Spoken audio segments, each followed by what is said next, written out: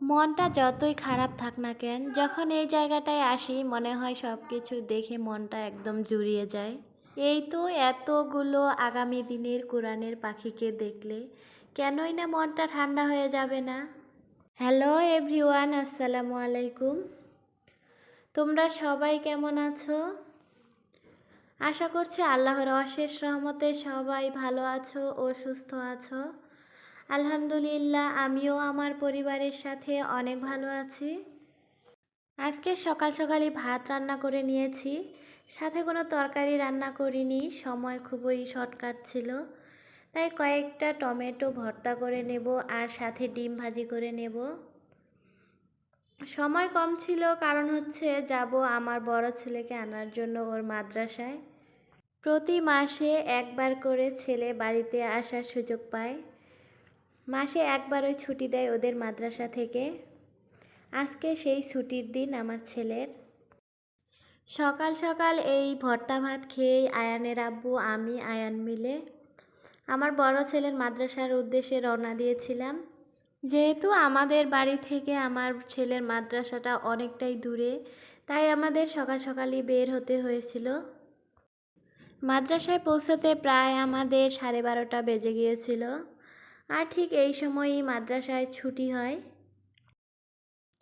এই দুপুরবেলাতেই যারা অনাবাসিক এখানে পড়াশোনা করে ওদের ছুটি দেওয়া হয়।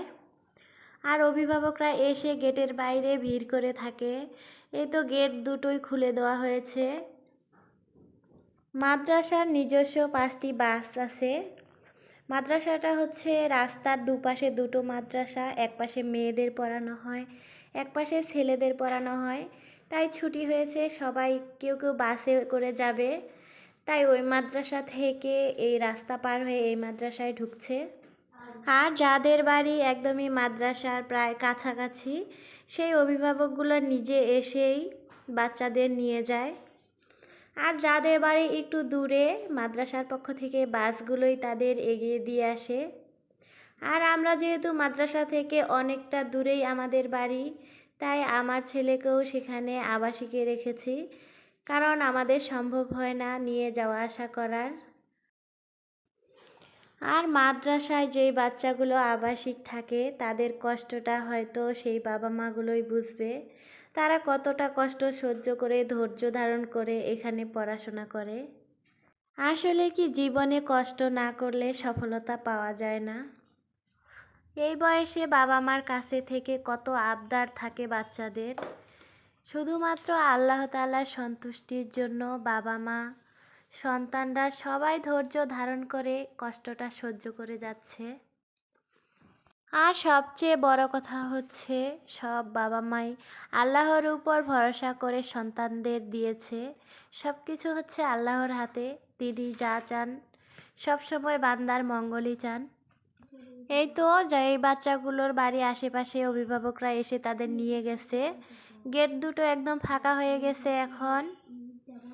আর যাদের বাড়ি একটু দূরে, তারা সবাই বাসে উঠে বসে পড়েছে। এখন বাসগুলো তাদের জায়গা মতো পৌঁছে দিয়ে আসবে। একে একে 5টি বাস বের হয়ে গেল। আমরা সাইডে বসেই আছি, এখনো ভেতরে ঢুকতে পারিনি। বাসগুলো সব বের হয়ে যাওয়ার পরে আমরা ঢুকবো, তখন একদম সব ফাঁকা পড়ে থাকবে। এই তো বাসগুলো সব বের হয়ে চলে গেছে।